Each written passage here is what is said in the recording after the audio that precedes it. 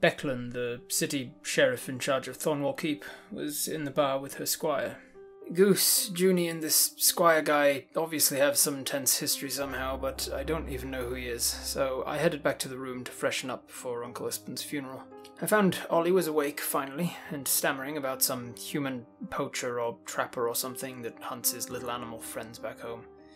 I would guess he'd had a bad dream were it not for the fact he's also bleeding from the throat, and Mother's animal mask is practically glowing with transmutation magic now. Corey asked Goose to switch rooms with Ollie, so that we don't have to put up with this for another night, and he agrees at the cost of a favour to be redeemed later. Of course, Goose just can't do something nice for us without getting something for it.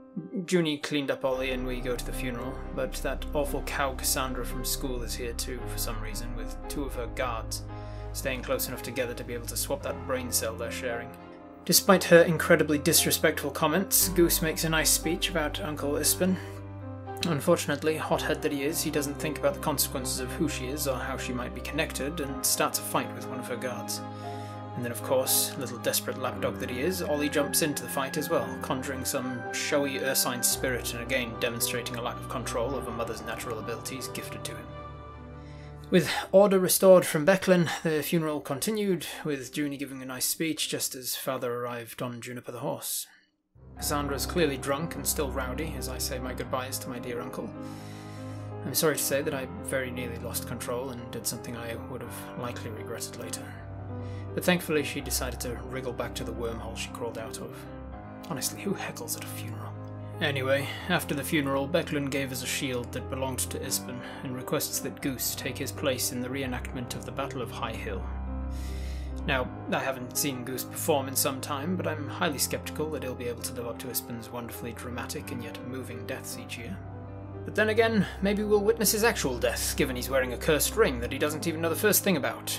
Yes, that's right, the buffoon came clean that he stole the ring from Cassandra's family, the Gerbers, and he can't take it off now. Corey and I had to go for a walk to cool down from that news.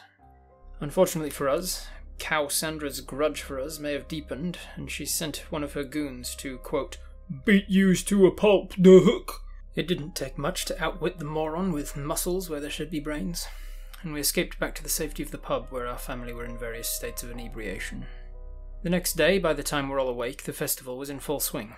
Ollie handed over a bag of steel coins he'd found on the bodies of the men the other day, and Junie took it upon herself to decide we needed an allowance and cannot be trusted to simply handle our own money like adults. Knowing our Sandra is around, Corey does something I've never seen of her before. She actually asked for Goose's help and put on makeup and a blouse. I'm not used to seeing her look so different, but she sort of pulls it off, you know? Anyway, we're at the festival now. Goose played some cards, Ollie, typical as always, managed to find some beasts to talk to, and Junie did some archery, I think, while Corey and I acquired a magical chocolate coin, a ducat of luck, and then I used that to win a pie eating. I used it to win a pie eating contest. Oh, now I still feel deathly ill from that.